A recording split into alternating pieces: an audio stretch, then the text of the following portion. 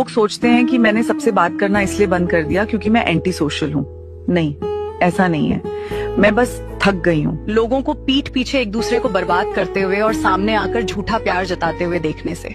मैं ऐसी महफिलों में बैठ बैठ कर थक गई हूँ जहाँ लोग आपके मुंह पर तो मुस्कुराते हैं, लेकिन आपके जाते ही अगले ही सेकंड आपका नाम उनके लिए एंटरटेनमेंट बन जाता है। और सबसे हैरान करने वाली बात तो ये है कि जो लोग रोज एक दूसरे की बुराई करते हैं, वो अगले दिन फिर एक ही टेबल पर ऐसे साथ बैठते हैं जैसे कुछ हुआ ही ना हो। इस तरह का दिखावा और दोगलापन आपको अंदर से खाली कर देता है, क्योंकि धीरे धीरे आपको समझ आता है कि कुछ लोग दोस्ती वफादारी से नहीं बल्कि एक दूसरे की बुराई करने की आदत की वजह से निभाते हैं। और मैं खुद को ऐसे लोगों से घेर कर नहीं रख सकती थी जो किसी तीसरे को नीचा दिखाकर एक दूसरे के करीब आते हैं। इसलिए मैंने चुप रहना ही बेहतर समझा। लोग सोचते हैं कि मैंने सबसे बात करना इसलिए बंद कर दिया क्योंकि मैं एंटी सोशल हूँ।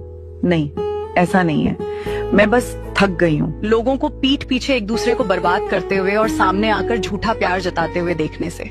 मैं ऐसी महफिलों में बैठ बैठ कर थक गई हूँ जहाँ लोग आपके मुंह पर तो मुस्कुराते हैं, लेकिन आपके जाते ही अगले ही सेकंड आपका नाम उनके लिए एंटरटेनमेंट बन जाता है। और सबसे हैरान करने वाली बात तो ये है कि जो लोग रोज एक दूसरे की बुराई करते हैं, वो अगले दिन फिर एक ही टेबल पर ऐसे साथ बैठते हैं जैसे कुछ हुआ ही ना हो। इस तरह का दिखावा और दोगलापन आपको अंदर से खाली कर देता है, क्योंकि धीरे धीरे आपको समझ आता है कि कुछ लोग दोस्ती वफादारी से नहीं बल्कि एक दूसरे की बुराई करने की आदत की वजह से निभाते हैं। और मैं खुद को ऐसे लोगों से घेर कर नहीं रख सकती थी जो किसी तीसरे को नीचा दिखाकर एक दूसरे के करीब आते हैं। इसलिए मैंने चुप रहना ही बेहतर समझा।